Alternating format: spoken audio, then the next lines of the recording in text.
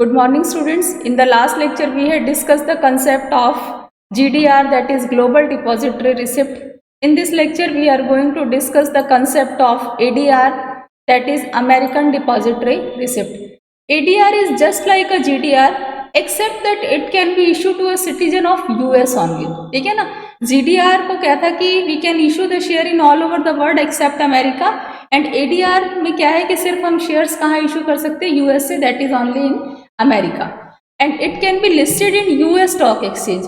हमने पढ़ा था ना जीडीआर में कि सिर्फ जीडीआर वहां पर ट्रेडिंग उसकी की जाती है जहां पर वो लिस्टेड हो। जैसे रिलायंस कंपनी का एग्जांपल दिया था, रिलायंस इंडस्ट्री का।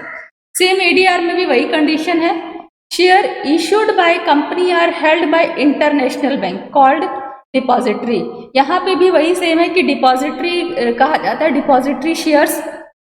अभी हम आगे डिस्कस करेंगे क्यों डिपॉजिटरी कहा जाता है। और जब शेयर्स को परचेज कर लेते हैं अमेरिकन इन्वेस्टर, तो उनको क्या होता है कि एक डिपॉजिटरी रिसिप्ट इशू हो जाती है। ADR is an American dollar denominated instrument. ADR क्या है कि एक ऐसा इंस्ट्रूमेंट है जो कि हम अपनी जो नॉन यूएस कंपनी है वो अमेरिका में वहाँ शेयर्स को सेल करके वहाँ के डॉलर्स को ले सकती है। ADR is an instrument which the non US company issue to the American in order to obtain foreign capital. कोई भी नॉन यूएस कंपनी है that can issue the share to American in order to obtain foreign capital. Definitely this is the purpose to getting foreign capital. They can be listed on New York Stock Exchange, that is NASDAQ, American Share Market. तो ये सिर्फ जो NASDAQ है ये सिर्फ वहीं पर shares की सेल परचेज कर सकते हैं, इसके अलावा कहीं नहीं।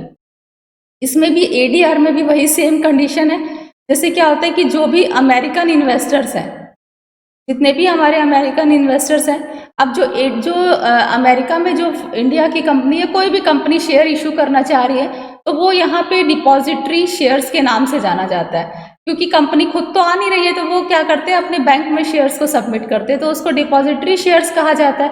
और जब अमेरिकन इन्वेस्टर शेयर्स को परचेज करेंगे किसी भी कंपनी के, किसी भी कंट्री के, तो उनको कुछ ना कुछ प्रूफ चाहिए। तो उस केस में क्या होता है, इनको डिपॉजिटरी रिसिप्ट इशू हो जाती है। डिपॉजिटरी रिसिप्ट क्या होता है कि it is the proof that the investors purchase the shares of any other country. Now features of ADR. Features of ADR is just like the features of GDR, Global Depository Receipt. ADR can be listed on any American stock exchange. GDR क्या था, global stock exchange में, और ADR क्या है, American stock exchange में listed हो सकता है। A single ADR can represent more than one share. For example one ADR is equal to 2 share, 10 share. The holder of ADR can then converted into share. Obviously जैसे GDR में था कि GDR holders can convert GDR into shares, as it is in the case of ADR, they can easily converted them into share. Holder of ADR has no voting right. अब ADR के holders को company में किसी भी तरह का कोई voting right नहीं है। Dividend on them is similar to dividend on shares. हाँ बिल्कुल, जिस तरह से हमारे शेयर होल्डर्स को डिविडेंड दिया जाता था, एज इट इज अमेरिकन जो हमारे डिपॉजिटरी रिसिप्ट है उनको भी डिविडेंड मिलेगा। ADR in US dollar denomination. Now issue process of GDR. Issue process क्या है, कोई भी इशूइंग कंपनी है उसको अमेरिका में शेयर इशू करना है। फॉर एग्जाम्पल हम एग्जाम्पल ले लेते हैं, एबीसी कंपनी है। एबीसी कंपनी को अमेरिका में शेयर्स इन्वेस्ट करने हैं। अब एबीसी कंपनी मान के चल लेते हैं हम इंडिया की कंपनी है, ठीक है। अब एबीसी कंपनी क्या करेगी, अपने डोमेस्टिक कस्टोडियन बैंक से कंसल्ट करेगी कि मुझे अमेरिका में शेयर्स को इशू करना है। तो अपना जो डोमेस्टिक कस्टोडियन बैंक है वो क्या कहेगा कि आप शेयर्स जितने इशू करने हैं वो बैंक में लॉक करा दो, बैंक में सबमिट करा दो शेयर्स को। तो इंडियन कंपनी बैंक में शेयर सबमिट कराएगी। अब डोमेस्टिक कस्टोडियन बैंक किससे कंसल्ट करेगा, अमेरिकन डिपॉजिटरी बैंक से। ये हमारे इंडियन इन्वेस्टर्स हैं, ये एबीसी कंपनी है, आपकी कंट्री में शेयर्स को इशू करना चाहती है। तो ये इसे पूछेगा क्या शेयर्स आपके पास है, ये कहेगा यस, शेयर होल्डर्स ने शेयर्स को लॉक करा दिया है। तो फर्दर फिर ये अपने इन्वेस्टर्स को इन्फॉर्म करेगा कि ये एक इंडिया की कंपनी है, एबीसी कंपनी, वो हमारी कंट्री में शेयर्स को सेल करना चाहती है। जो भी इंटरेस्टेड है they can purchase the share. तो अमेरिकन जितने भी इन्वेस्टर्स है जो इंटरेस्टेड है वो हमारी कंट्री के शेयर्स को परचेज कर सकते हैं। तो उनको क्या इशू होगा, हमारा डिपॉजिटरी रिसिप्ट। देखो अब इसका issue process step by step लिखा है। First of all company hand over it shares to domestic custodian bank. जो भी इंडिया की कंपनी अपने शेयर्स को डीसीबी बैंक में सबमिट करेगी, DCB request some ADB to issue the share in form of ADR. अब जो डोमेस्टिक कस्टोडियन बैंक है, अब वो अमेरिका के डिपॉजिटरी बैंक को रिक्वेस्ट करेगा कि you issue the shares in form of ADR. ADB अब जो हमारे जो डोमेस्टिक कस्टोडियन बैंक का जो है वो रुपीज़ में है, तो वो रुपीज़ को किस में कन्वर्ट करेगा, एडीआर मतलब यूएस डॉलर की फॉर्म में, ठीक है ना। ADB converts the share shown in rupees into ADR which are in US dollar, और in the end ADB issues them to intending investors. जो भी इन्वेस्टर्स इंटरेस्टेड है उनको शेयर्स को सेल कर दिया जाएगा।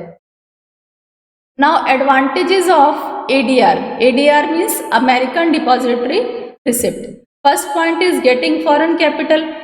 अब जब हम एडीआर इशू करेगी कंपनी, इंडिया की कंपनी, तो क्या होगा, फॉरेन कैपिटल, फॉरेन रिजर्व उसको मिलेगा। जो कंपनी की फाइनेंशियल प्रॉब्लम है वो भी सॉर्ट आउट होगी। फॉरेन एक्सचेंज बढ़ेगा, फॉरेन एक्सचेंज बढ़ेगा तो उससे बेनिफिट क्या होगा कि हमारी कंट्री का इकोनॉमिक डेवलपमेंट होगा, क्योंकि हमारे यहाँ फॉरेन रिजर्व बढ़ेगा। दूसरा, हमारी जो फाइनेंशियल प्रॉब्लम है वो भी सॉर्ट आउट हो जाएगी। मोर लिक्विडिटी। मोर लिक्विडिटी का मतलब क्या होता है कि कन्वर्टिंग शेयर्स इनटू कैश, बहुत जल्दी फास्टली शेयर्स को कैश में कन्वर्ट करना, that is known as liquidity. तो अब यहाँ पे जो हमारा एडीआर है, एडीआर के केस में लिक्विडिटी है, दैट मीन्स की रीजन ये है क्योंकि वही कंपनी इशू करती है जिसकी फाइनेंशियल साउंडनेस अच्छी हो। यहाँ पे ऐसा फाइनेंस का कोई इशू नहीं है कि हमारा शेयर्स में हमने इन्वेस्ट कर दिया तो हमें कैश नहीं मिल सकता, इस तरह की कोई प्रॉब्लम नहीं है। Increase in goodwill of company. Definitely जो कंपनी एडीआर अदर कंट्रीज में शेयर इशू कर रही है तो उसकी गुडविल तो इंक्रीज होगी, और उसका गुडविल इंक्रीज होने का जो डायरेक्ट इफेक्ट है उसकी सेल पे पड़ेगा। सेल भी क्या होगी, कंट्री की इंक्रीज हो जाएगी। Lower floating cost. Floating cost का मतलब क्या होता है कि cost incurred on issuing share capital. जब हम इक्विटी शेयर्स को इशू करते हैं तो बहुत ज़्यादा एक्सपेंसेस होते हैं, शेयर्स को सब्सक्राइब कराना, नंबर ऑफ डॉक्यूमेंट्स प्रिपेयर कराना, और उसके बाद प्रॉस्पेक्टस इशू करना। जो फ्लोटेशन कॉस्ट है वो बहुत ज़्यादा होती है, but in the case of ADR flotation cost is less as comparison to equity share holders, क्योंकि यहाँ पे बैंक में शेयर्स लॉक करा दिए, फर्दर बैंक प्रोसेसिंग करेगा, बहुत माइनर एक्सपेंस होते हैं यहाँ पर, ठीक है। Better share price. अब एडीआर के थ्रू जो कंपनी एडीआर इशू करती है उनको उनके शेयर्स का प्राइस जो है वो काफ़ी बेटर मिलता है। जब वो अपनी कंट्री में इशू करते हैं उससे ज़्यादा बेटर उनको मिलता है अदर कंट्री में इशू करने पे, तो इससे कंपनी की फाइनेंशियल प्रॉब्लम भी सॉर्ट आउट होती है। Scattered share holders. एडीआर की हेल्प से जो हमारे, देखो बेटा, share holders are scattered at different areas of the country, different areas पे हैं शेयर होल्डर्स। तो एडीआर की हेल्प से हम क्या कर सकते हैं, जितने भी स्कैटर्ड शेयर होल्डर्स हैं उनको हम शेयर्स को इशू कर सकते हैं। इससे कंपनी की जो फाइनेंशियल पोजीशन है वो भी स्ट्रांग होगी और कंपनी इजीली फाइनेंस भी अरेंज कर सकती है, और जितने भी शेयर होल्डर्स इंटरेस्टेड हैं उनको शेयर्स भी हम एडीआर की हेल्प से इशू कर सकते हैं। Homework is totally based on lecture. Explain the concept of ADR, that is American depository receipt. You can easily attempt. American depository receipt में क्या है कि हम अमेरिका में शेयर्स को इशू कर सकते हैं, और जीडीआर में क्या था, all over the world except America. Features, easily you can easily write the features of ADR, American depository receipt. Issue process अभी हमने डिस्कस किया, और write the advantages of American depository receipt. Recently we had discuss the advantages of ADR. Hope so this lecture is clear to everyone. Thank you.